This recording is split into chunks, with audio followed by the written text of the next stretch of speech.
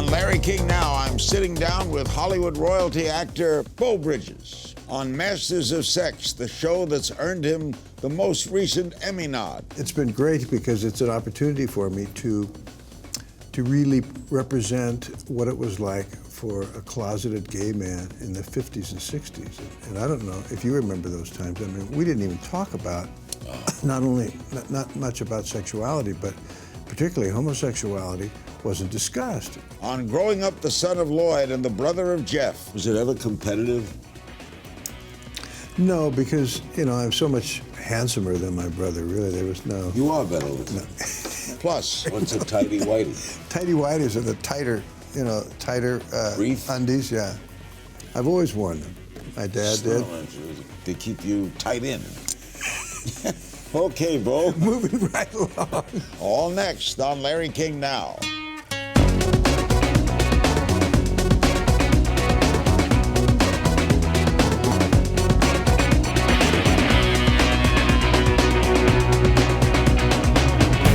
Welcome to Larry King Now. Our special guest, Beau Bridges, actor, director with a career spanning 6 decades. Beau has taken home an impressive 3 Emmy Awards, 2 Golden Globes, and a Grammy. He's the son of the legendary actor Lloyd Bridges and the brother of Academy Award winner Jeff Bridges. This year, Beau received his 2nd Emmy nomination for his guest role on Showtime's Masters of Sex, which airs Sundays at 10 p.m. How'd you get into that Masters of Sex role? Well, it's a recurring role? Yeah, they called me. At the time, I was in New York. That's where they did the pilot. I was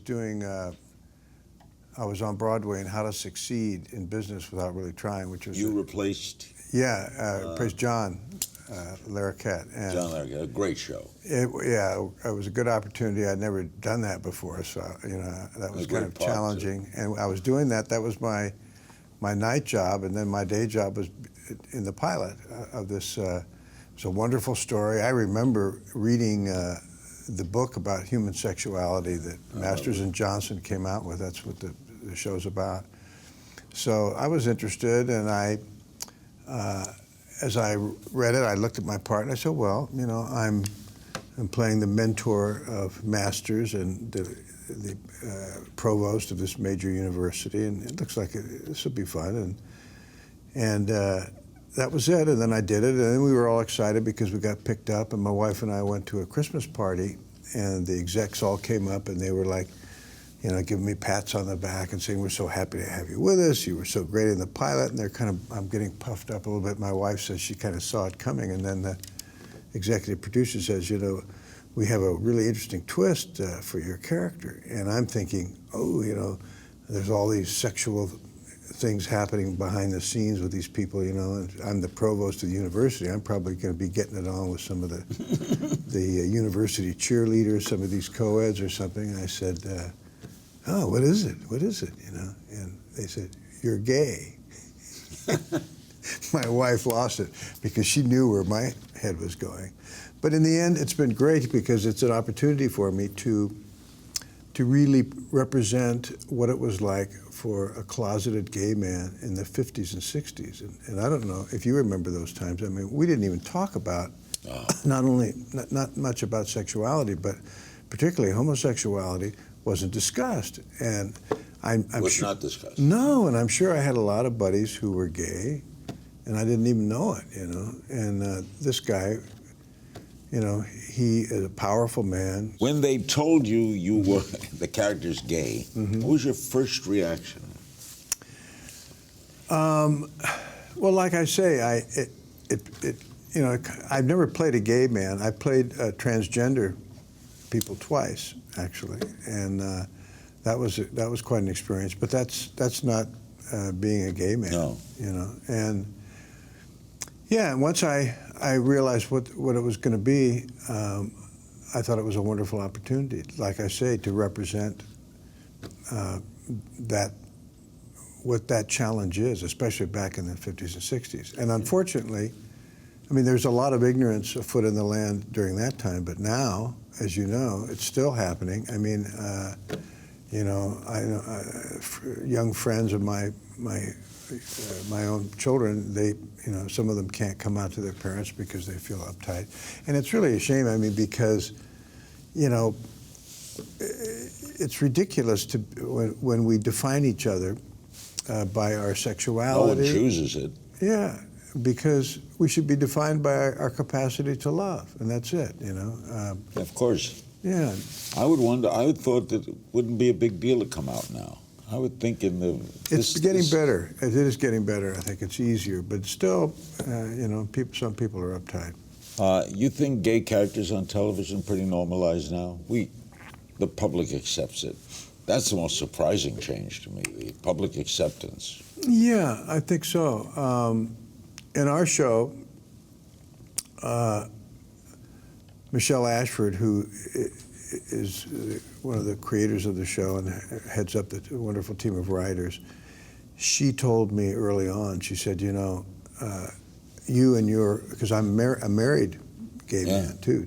My wife is portrayed by Allison Janney, wonderful actress. Great actor. Yeah. She was here a couple weeks ago. Well, great lady. And so Michelle said, we want you, we have a lot of dysfunctional couples in this show. She says, we want your couple, your married couple, to be the most loving and most caring. I said, how can that be? I haven't even come out to my wife yet in the show, but I do in this season. Is there an arc? I mean, do you know how long you're going to be in it? How long the show runs? We don't know how long it's going to run. That's left to the network people to decide. But I sit down with Michelle at the beginning and talk to her about what's happening. But you've always worked, haven't you, Beau? I mean, I've been lucky, Larry. Well, this is a tough business to keep going. You always see scripts? Yeah, I mean, I've had my down times. It is a roller coaster ride, but it's been a great ride. I'm blessed to be in this business. Next, from Father Lloyd to Brother Jeff, Beau's family is Hollywood royalty. We learn more about growing up Bridges after this. We're back with Beau Bridges, Masters of Sex on Showtime. It airs Sundays at 10 p.m. He's had an extraordinary career. Did Lloyd Bridges, who I knew well, your dad was great. He loved you, Larry. I loved him. Yeah. He was just a great guy. Yeah, he was. And a stand-up guy. Yes, People don't know. He stood up the red channels. He stood up to all those. Yeah. Did he encourage you to get into the business? He did. I mean, I guess the way he encouraged me the most was the fact that he seemed to enjoy it so much himself. I went to work in my father's shop, so to speak. Were you and Jeff always close? Always close? Yeah. Oh, yeah. We still are. He's my best buddy. Yeah. I just saw him the other night. He's doing good. He thinks he's a rock star now. I know. Now he's a singer. Right? He travels around with his band. The Abiders. They're great. Was it ever competitive? No, because, I'm so much handsomer than my brother, really. There was no... You are better looking. No. And you didn't get into that beard thing. No, but also he's 8 years younger than me. So growing up, and my dad was traveling a lot.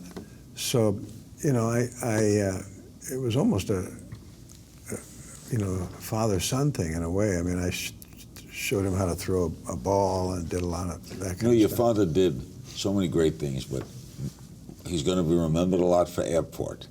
Oh, yeah. He had fun. Airplane. Oh, crazy. Yeah. Smoking and... What is it, a bad day to give up sniffing glue or something? Or a good day or whatever? Did he have fun doing that? Yes, he loved that whole comedy phase he had. It came late in his career. Yeah, but he was good on those. When did you get involved in the environment? Well, my dad was really into it heavily. And born and raised here in California, I've seen the ocean go from a beautiful, pristine kind of place to, a threatened place, A terrible oil spill right up in Santa Barbara, where my brother lives right now.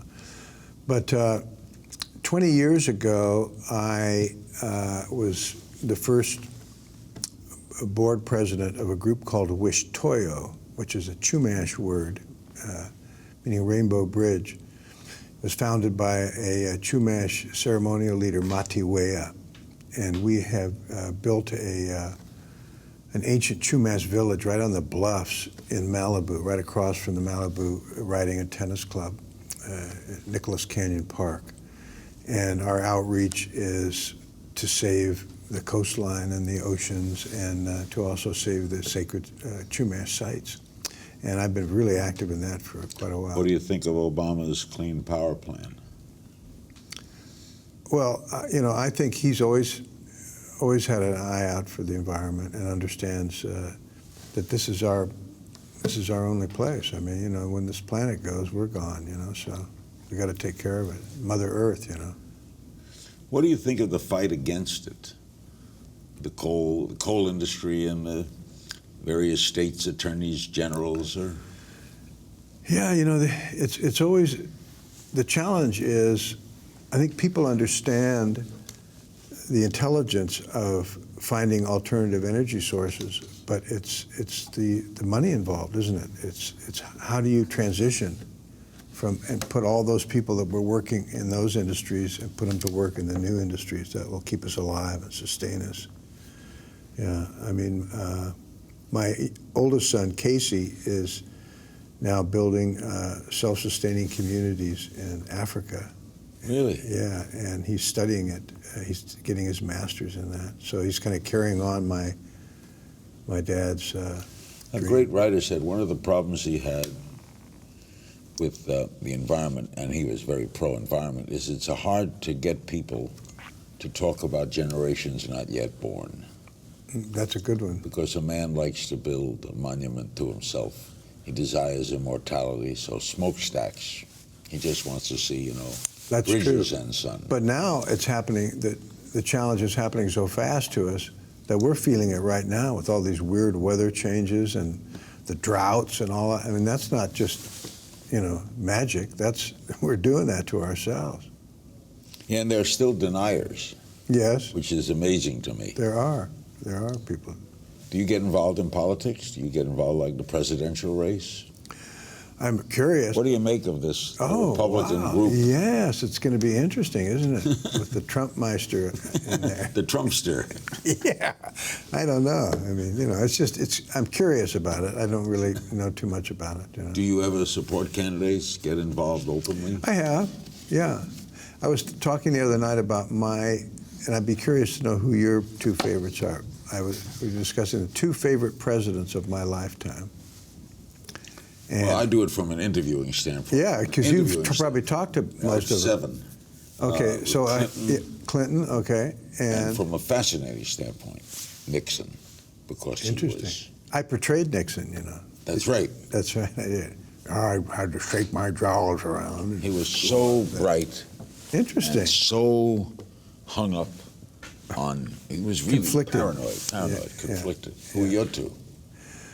My two, I was a little guy when this guy was president, but Ike Eisenhower, because he was a military man, a general, but he understood and respected what war means. Beware the military-industrial complex. Yeah, he did. He was, because he was a peacemaker, really, a peaceman, and he had peace all through his presidency. Who was your other one? And Obama. I like Obama a lot. Yeah, I think he's masterful. I mean, He's finishing great, isn't he? Yes, he is. And I think it's going to take, wait till the smoke clears after he's done and everyone looks back on him and see what he did. What might Beau tell his 25-year-old self? We'll find out a little game of You Only Knew after the break. Beau Bridges, you see him in Masters of Sex Sunday nights at 10 Eastern on Showtime. What do you think of television now? Netflix and Hulu and the changes. Yeah, it's exciting to be a part of that world. Yeah, Netflix is the new kid on the block, huh? They're pretty powerful. You think network TVs might be in trouble? I don't know. I mean, it's changing so fast. All this streaming business, that's very interesting. And is there more work now? I guess there is. I think so, yeah. And I want to get more into it. I want to find out how you just do things on the net. And you want to do digital stuff? Yeah, I do. Come work with us. Oh yeah. There's something out for you to do. Come on, you're a great. Yeah, I want to do with my son. Ezekiel, who's my youngest. I have 5 children. Ezekiel? Ezekiel, yeah, Zeke. And we want to do Dalton Trumbo's Johnny Got His Gun. And we want to do it just digitally, just over the... That was a great play. Oh, yeah. I've done it a couple times. I did it with Daniel Benzali at the LA Library when we attacked Iraq. Trumbo was a great writer. Yeah, he was. It's a tragedy how they listed him and banned him, right? They try to get him. Oh, yeah. Yeah. Do you ever see quitting? You're going to act forever, right? The Bridges. I think so. I remember my dad, he was wheeled into his last couple of shows, and how old was he when he passed? 80, I think 83, something like that. But when he got on the set and he stood up, you could just feel him, just suck in that excitement of the lights and the cameras and everything. So yeah, they'll probably be the same thing. And he played humor great too. He did. He did. He's a funny dude, yeah.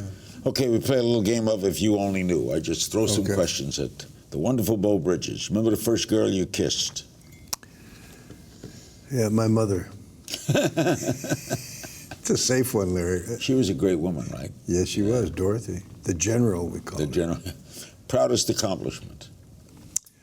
Being a father to my children. Me too. Worst audition? When I went up for The Graduate, and I wore a blue shirt.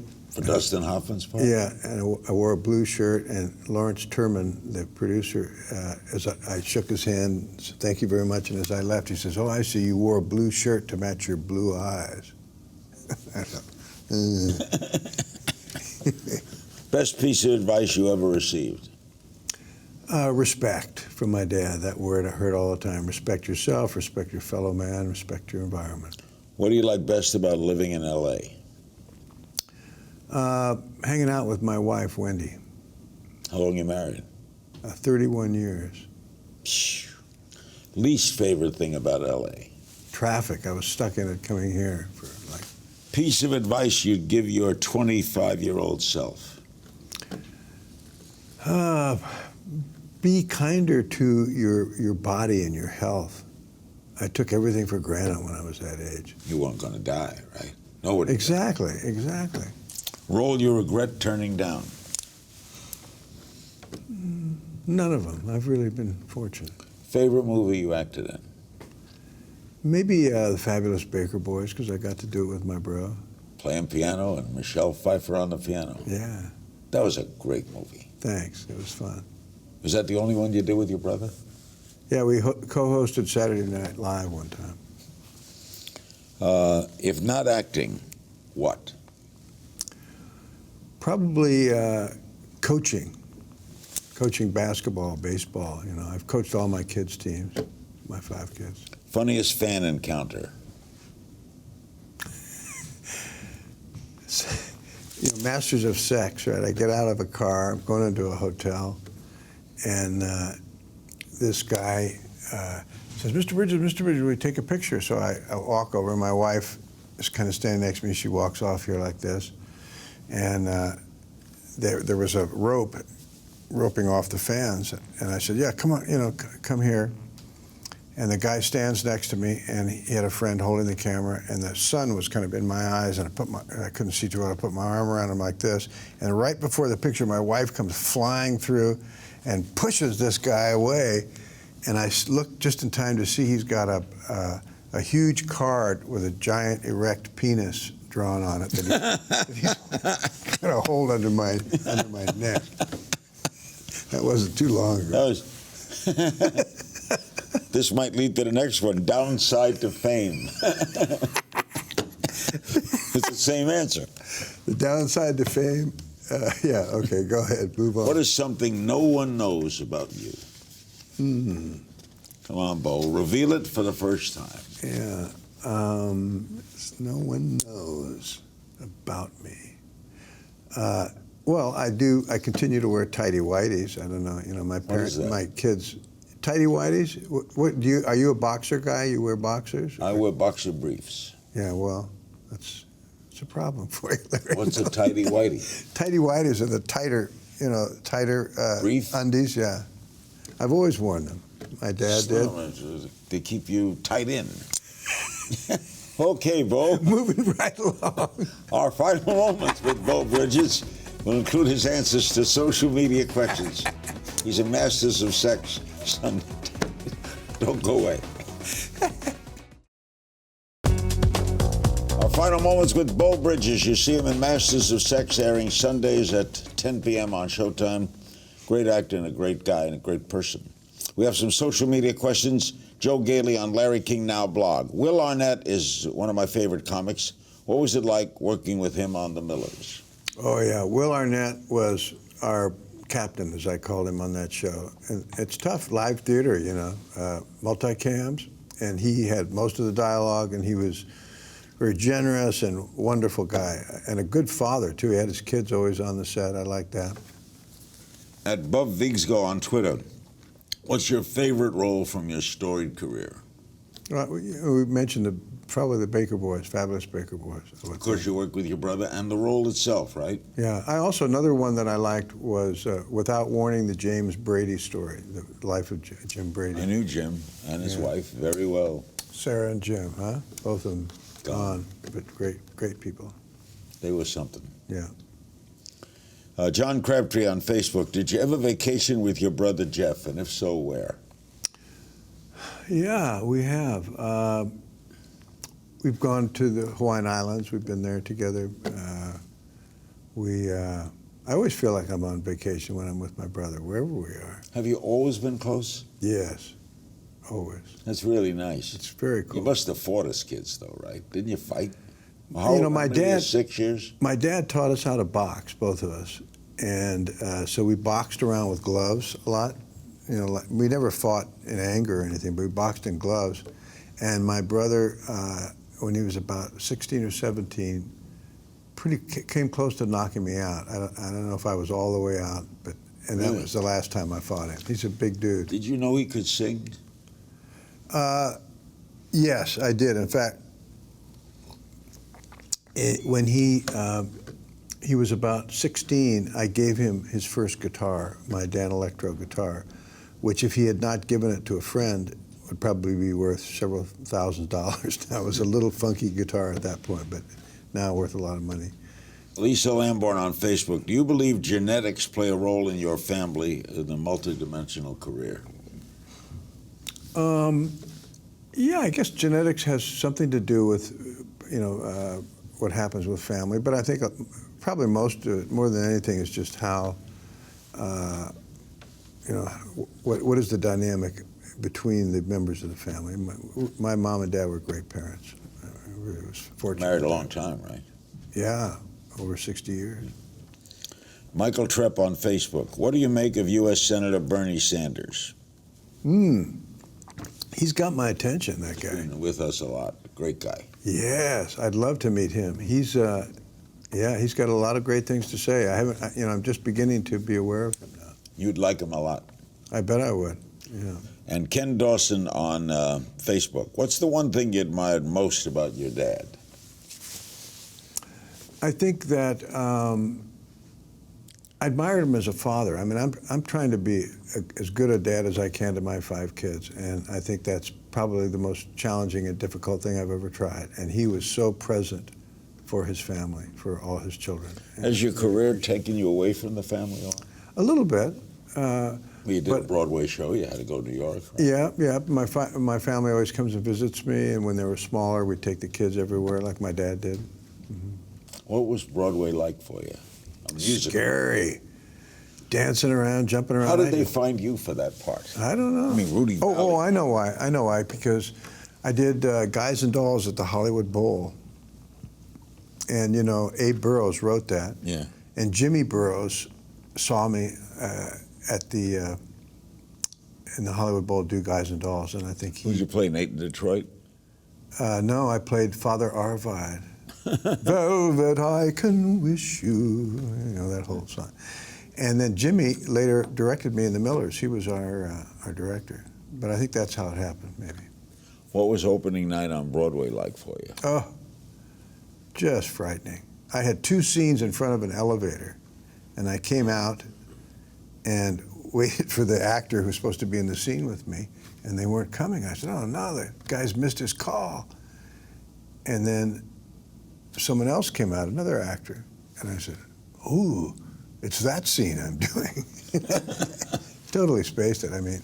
But it took me about a couple of weeks, and then I got really comfortable. I did it for about 6 months, and I had a ball. It was fun. What's the fun? I mean, for a movie star and a TV star where you can stop and shoot it over and do it over, of doing The Curtain Rises at 8, and you do it from start to finish. Yeah, it's exciting, and you hear those people, rustling around there, and they're getting, amped up for the performance. That's exciting. And then what's fun is behind the scenes, there's all this little life that happens, these little repeated things. Like I remember after one number, I'd go to my dressing room, and there would always be this lovely dancing, one of the dancers, or lady dancers, she would be trying to lob like wadded up paper into a paper basket, about 50 feet away. And I saw her doing that.